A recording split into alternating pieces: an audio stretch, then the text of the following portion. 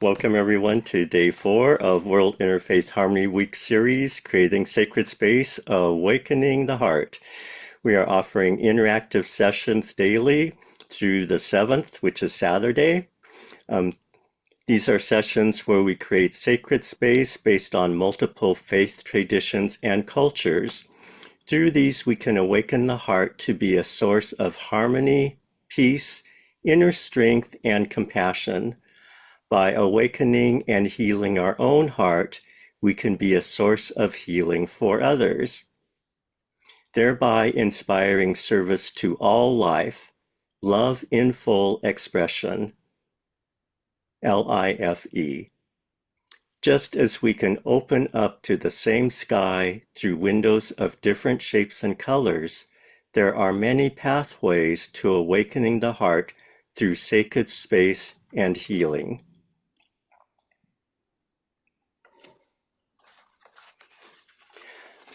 I would like to share a global land acknowledgement.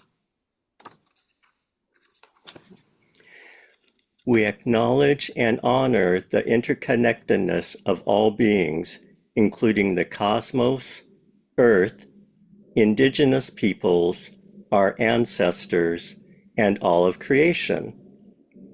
We are grateful to all who came before us as caretakers of our planet. We recognize, as stewards of the earth, our responsibility to care for the land, gifts, and relationships that sustain us. We commit to approaching every interaction with reverence, reciprocity, harmony, and compassion. In healing ourselves, we heal the world.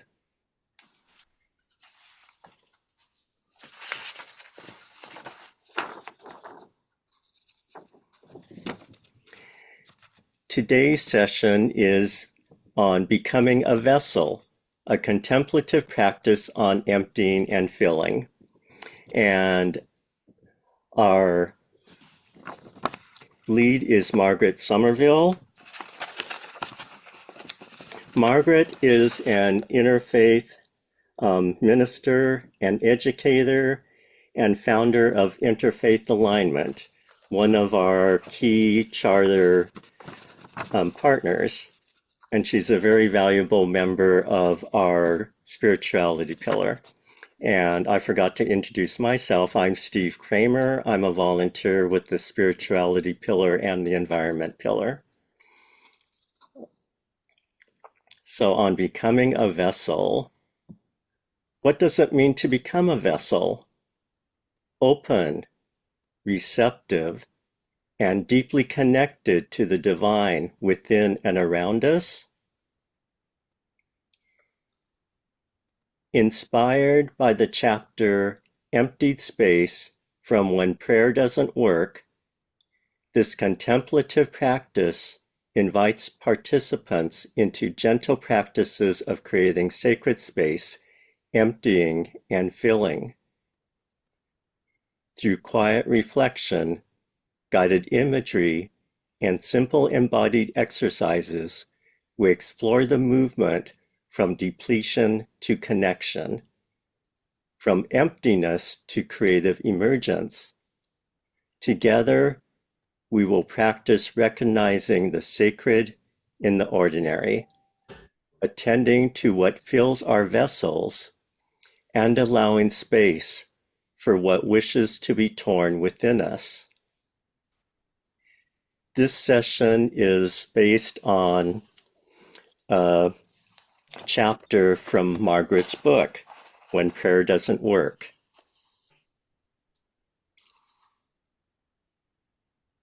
I'd like to share a video related to being a vessel.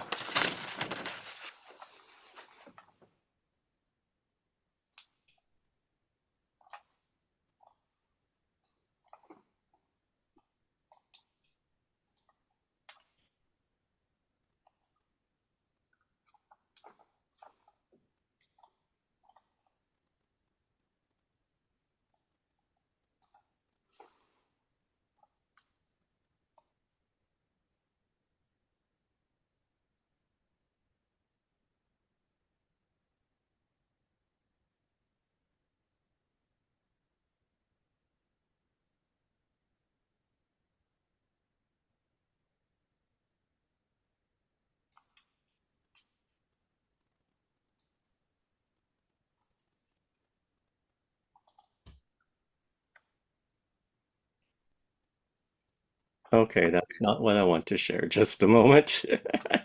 Let me try this again. There we go.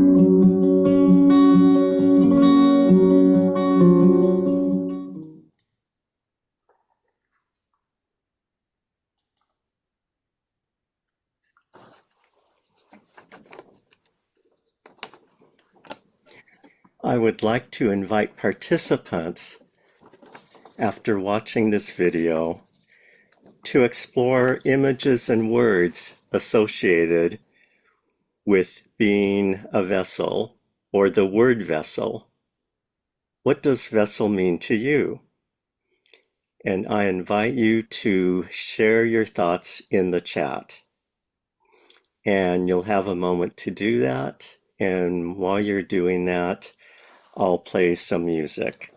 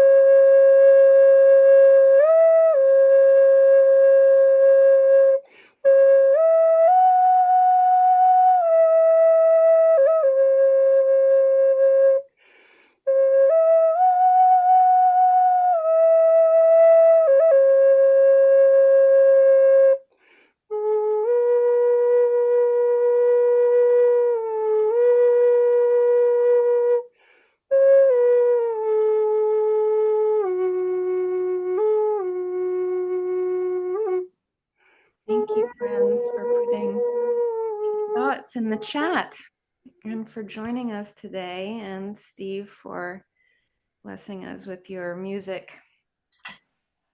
I want us to explore this idea of vessel today. And as you're putting in the chat, we think of this as a container, something void, hollow, something that receives and carries. I love all of these. Yes. And I want us to think about for a second vessel and tracing that word back to vasculum or wasculum, the Latin for it, if you indulge me. And that's where we get our term, our vascular system, because the word for vessel is vasculum. It actually means a little vase. The L on the end of vessel is the diminutive. It's a little vase or even a little ship, right? I didn't think about that, a vessel. So do you think of your blood vessels too as a vessel? You think of a ship that's transporting something. So a vessel isn't just what holds, right? It's what moves things through. The movement of our blood through our whole system, those are vessels. The movement of transporting goods from here, taking things from us to somewhere else, receiving things from others. So today, in these moments of practice that we have together, let's consider the vessel and the importance of movement that is inherent in vessel, right? Not just something that sits there and contains, but the importance of movement, of emptying and filling, of shaping, as we saw in the video, and being shaped, as we also saw in the video.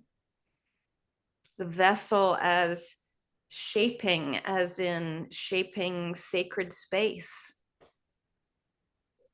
and being shaped by experiences and practices and connections such as this that we're doing here. So let's consider emptiness first, the emptiness in a vessel. And let's think of that emptiness not as a void to be feared, but perhaps as a quiet threshold. The vessel as the space where something new can emerge. So I'm going to ask you to consider vessel in a few different ways, or to consider emptiness in a few different ways, the emptiness of the vessel. So let's think about the emptiness and how we might find the emptiness as perhaps in a state of depletion. Emptiness as depletion.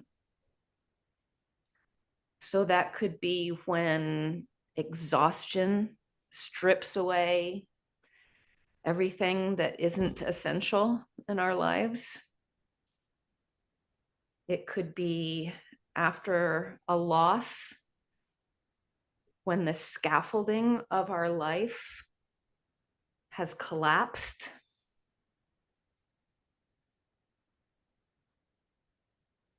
Depletion can be when the old prayers that we have used all our lives no longer seem to work, and we haven't yet found something to replace them.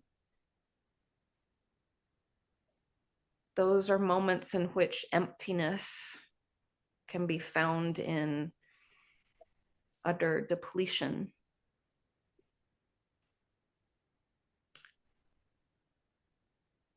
There's also emptiness to be found in our lives just in the act of pausing. So, in so many practices, when you're prompted to take a deep breath in, and before you release it, you pause. That pause, that moment between breaths, is an emptiness, devoid of breathing in or breathing out. How about that pause in the middle of the night when you wake up? Everything else has fallen away. Can we embrace that as a pause of emptiness? It's not day or night. It's not really sleeping or waking. It's a pause. It's an emptiness. Even the beat between two notes, the rest in a piece of music, there's a pause that holds emptiness for us. We can find emptiness through our practices that we engage in. Meditation is a clear example of how we try to bring emptiness into our lives, release. But other practices of walking, being aware of simple presence, the act of setting down our devices,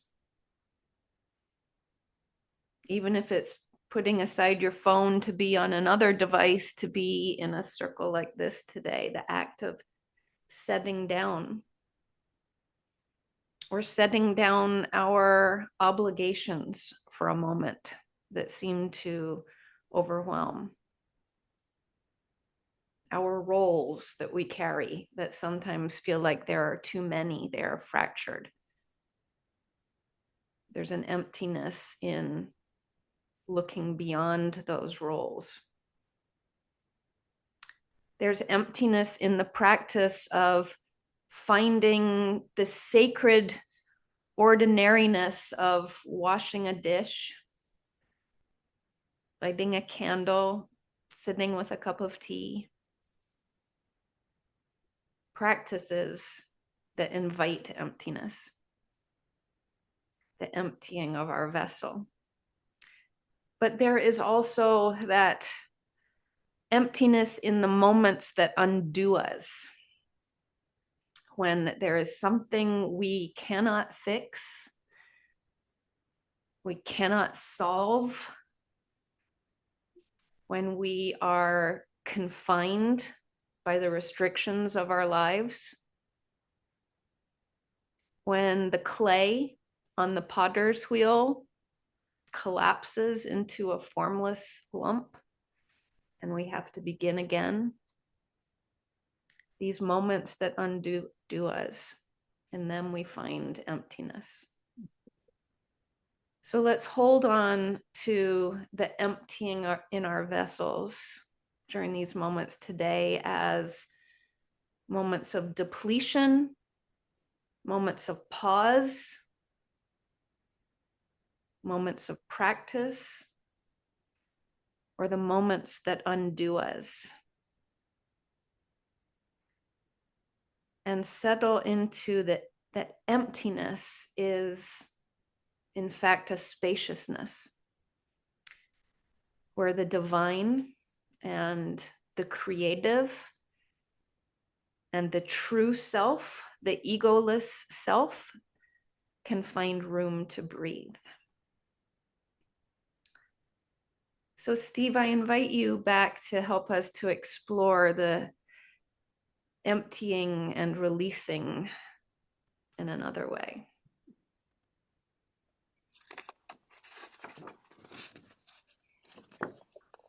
So another aspect of emptiness involves what can we release, and what identities can we release.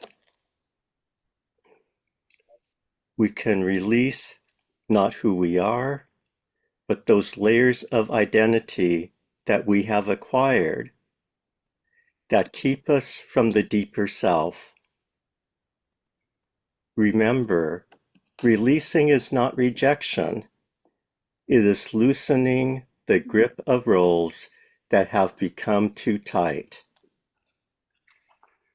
Those roles that constrain us. Identities that we might release may include the one who must be strong, such as the caretaker, the one who has it together.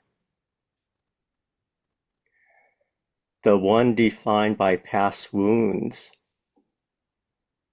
the wounded one, the abandoned one.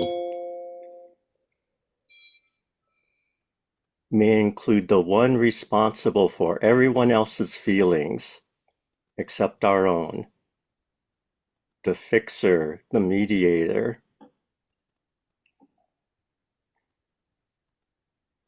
Release may be tied to an identity of scarcity, the one who believes they are not enough.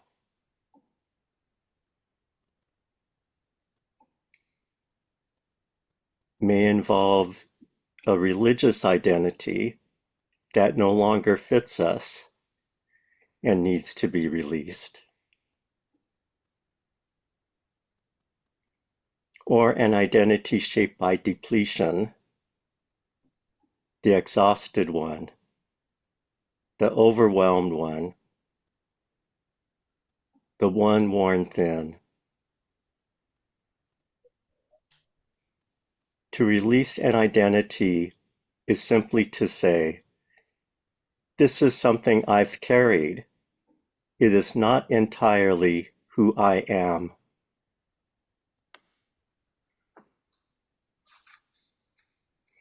I invite each of us to take a few minutes to reflect on our identities and those, particularly those identities that we can release. And I'll play some music while we do so. And if you have you can close your eyes and reflect on this, or if you have a pen and paper handy, feel free to jot down some notes if you like.